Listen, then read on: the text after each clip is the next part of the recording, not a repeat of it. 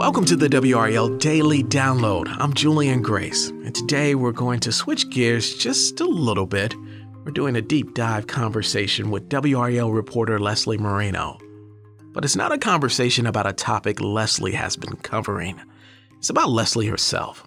This is Hispanic Heritage Month, and we're going to hear about Leslie's story, her family's immigration journey, the experiences Leslie has had working to amplify Hispanic stories, and also some actionable tips on how we can all listen and learn more about the individual experiences of Hispanic community members here in the Triangle. Leslie, thank you for being here. Thank you for having me. I'm super excited. I feel like I don't always get the opportunity to talk about, these sort of things. So super excited. Well, I'm glad we can have this discussion. Let's jump right into this. National Hispanic Heritage Month. What does that mean to you?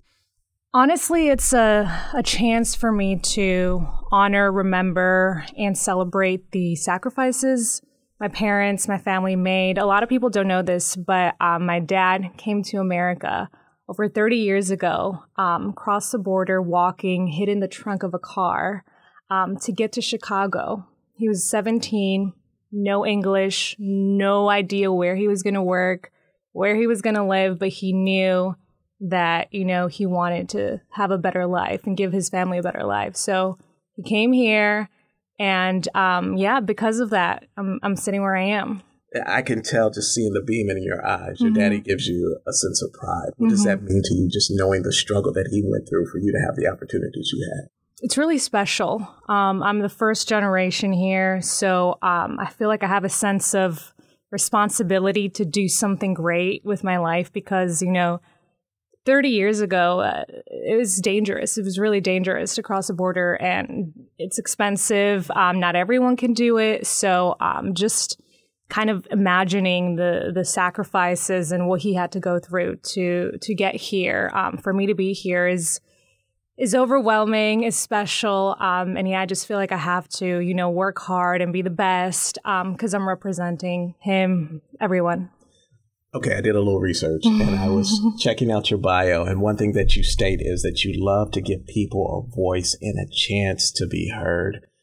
Being bilingual, speaking English and Spanish, how has that helped you to tell the story of those in this community who feel like they're not being heard, specifically in the Latinx community?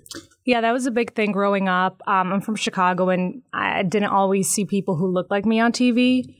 So I didn't know if it was possible. I would tell my parents, I want to be on TV, I want to be a reporter, and then kind of were like a little scared, because they knew how difficult it could be, the journey.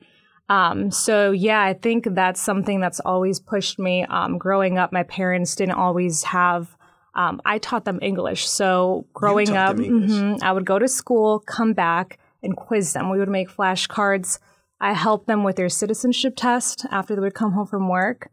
So, we really struggled together and got to the top together. You know what I mean? What age did you do that? What age did you teach them English?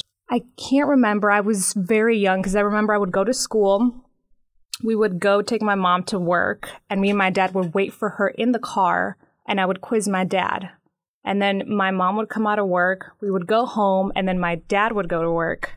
And then I would help my mom. So I was very young, maybe 7, 8, 9. Okay. I feel so embarrassed because I think the only thing I ever taught my parents was about the Ninja Turtles. Yeah, it was just different people, different struggles. But growing up and seeing my parents struggle with the lack of representation, the help, it kind of makes me now proud in a way to be able to do that, speak 2 languages and help people if I'm out on the store and I see they don't speak English, I'll help. They need this, they need this. You jump right in. Yeah, it's just I would feel guilty if I don't, You did a report that made me pause earlier this year. It was about the Latinx community, specifically in RDU, feeling like they're not being heard. What emotions did you feel when you went to that news conference? I can only speak from my experiences and what I hear, what I see, and what I went through. But I feel like unfortunately, there's this narrative still, that Hispanics are just immigrants. They come to America to take the jobs of real Americans. And I think that's where a lot of Hispanics feel like misunderstood. It is no way our intent to take other people's opportunities. We're just trying to come to a country where you can get these opportunities.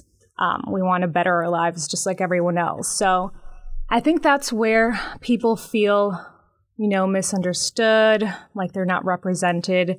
And you add on the language barrier to that, and it's like, well, people might think these sort of things, and then they can't defend themselves. You know what I mean? So it's just a whole bunch of layers. What do you see in the eyes of a person when you speak to them and Spanish is their only language, and you speak Spanish and they hear that? Do you see a relief that comes over them or no? Yeah, whenever I come across anyone that doesn't speak English, I think of my mom and my dad. When I was a little girl, I think, oh, this was them, this was us.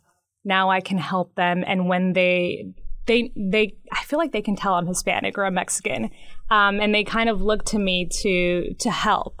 And I feel like they look at me and they are proud to have, someone from their roots or culture in a good place. How can we as journalists ensure that people are being heard when they feel like they're not listened to, specifically when there's a language barrier there? Really just being patient, being kind. We all know a Hispanic in our community, just talking to them, hey, what can we do to make this a better place, more inclusive place for you? Just have a conversation with them. It can be as simple as, hey, just walking into work, I don't see people that look like me here that often. Just going up to, if you work with someone, hey, I see you, I respect your sacrifices, the sacrifices of your family. Tell me your story. How did you guys come here? Tell me about your traditions, your culture. Just things like that, just simple conversations, hey, I appreciate your contribution to this country. Thank you. Simple. If someone would have said that to me, if someone would have said that to my parents, it would have made a difference. Just the simple question of saying, tell me about your culture. Mm-hmm. That can break the ice. Yeah. That makes them feel, oh, they're interested. They don't think I'm less of because I don't speak English. It's simple. We really don't ask for much. You said this, and I want to go back to this, that stigma that some may believe, like, oh, you're just an immigrant or you just want to come over from this country. How do you fight that? I honestly feel like it is exhausting to try to even fight something of that nature. Do you feel that way? Yeah, and I see it in my parents too. Oppression is still very much a thing in my family. They're still trying, just even going to new restaurants, new places where they know it's, predominantly Americans, Caucasians. They feel like they're going to be looked down on because of it.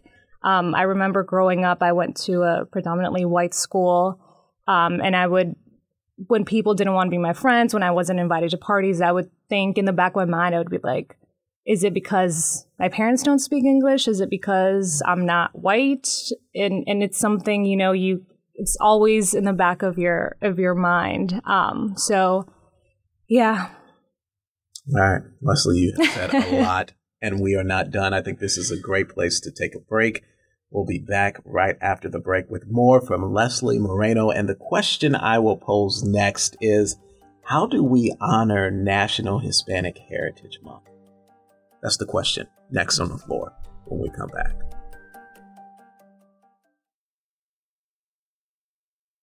We are back with WRAL's reporter Leslie Moreno, and we are talking about National Hispanic Heritage Month. That is this month. We are celebrating it all month long. And Leslie, how do you celebrate this month? I just like to talk to my family, honestly. I hate that it's just one specific month. I feel like we should be celebrating this, whenever we have the chance to. But I like to talk to my parents, my grandma, about stories, just growing up, challenges, trials, tribulations, what it was like for them. Just hearing about different stories kind of pushes me to keep being better, to keep moving along. Family recipes, what's different now versus then. Just things like that, that keeps, my culture, my roots in my mind, so that I can hopefully one day, carry those on. I think it's amazing when we talk to our family members and we find out how many stories they have that we never even unearthed. Like, we talk to everybody else to say, tell me your story. Tell me this story. But hearing stories from our parents and our grandparents, that really gives us the motivation to move forward, right? Yeah, my dad wanted to be a musician. Fun fact. Before he came to America, his mom, my grandma, was like, no, you can't go. It's too dangerous. You don't know anyone. So my grandma bribed my dad with it was like a boombox back then, because he wanted to be a musician. And he was like, if you stay here, I'll support your dreams, your music career. And he was like, no. And he left, and just like knowing how much he wanted that dream, but he gave it up so that I could have this dream. It's the ultimate, sign of love, sacrifice for me.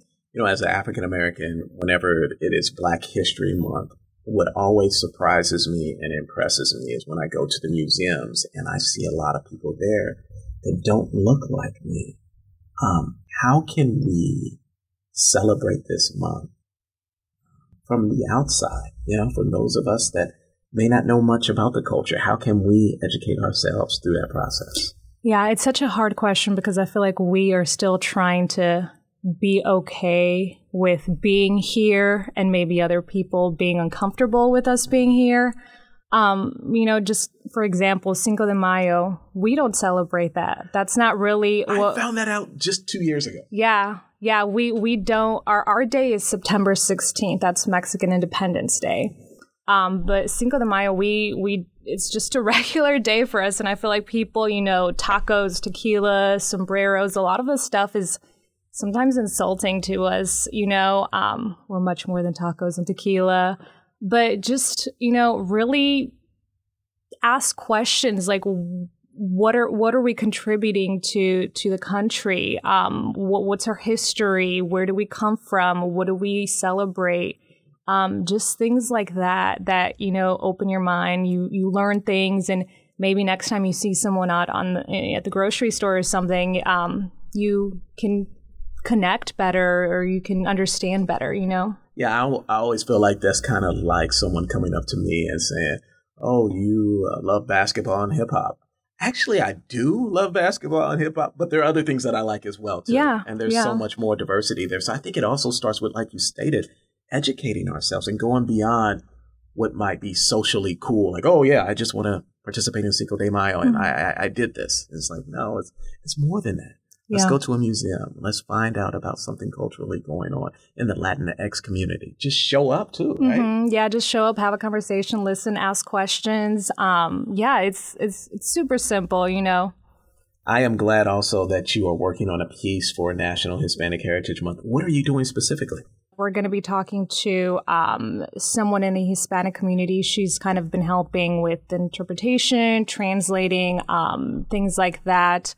And, a lot of people still don't speak English. So there's, just during COVID, it was really hard for a lot of people to get information, good information, resources because of that language barrier. So just talking to leaders really in the Hispanic community who are making sure that everyone has what they need and that everyone, is well informed.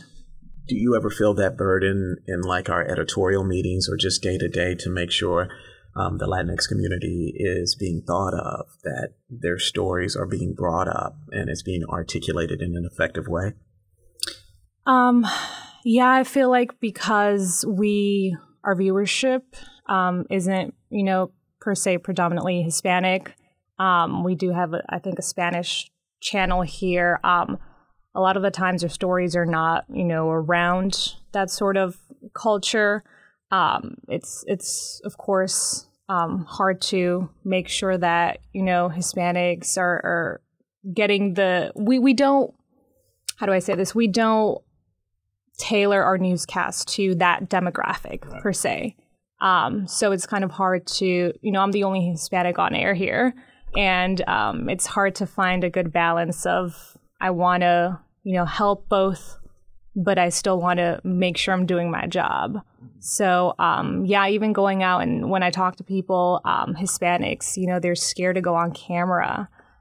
They don't want to talk, one, because they don't speak English. Okay. Maybe they're embarrassed. They feel like people are going to make fun of them. A lot of the times, citizenship status is a thing. A lot of people are still scared. Just that's a big thing I see when I go out and I talk to people in those communities. They're don't want to talk. And it's so much more, as you just stated, I don't want to talk. It's that it might be a citizenship issue. It may be, I'm working on my English, but I'm afraid that someone's going to make fun of me. So it's so many different other issues and barriers that you have to get through just to get the information up. Yeah. Just yesterday I was at Petco. There was a family, mom, dad, a little 5-6-year-old. Mom, dad didn't speak English. The boy was walking around looking for someone to help them with some pet food. And it just took me back to when I was younger, at the doctor's office, at grocery shopping, making sure that, whatever my parents needed, I was able to get for them. So just things like that, reminders that I see everywhere that remind me of, how far we've come. Thanks to Leslie Moreno for joining me on the WRAL Daily Download. And thanks to you for listening and making us part of your morning routine. Another great way to get WRAL news is the Morning Briefing newsletter. It's a daily email that's waiting in your inbox every morning with Triangle news, events, and headlines to get you ready for the day.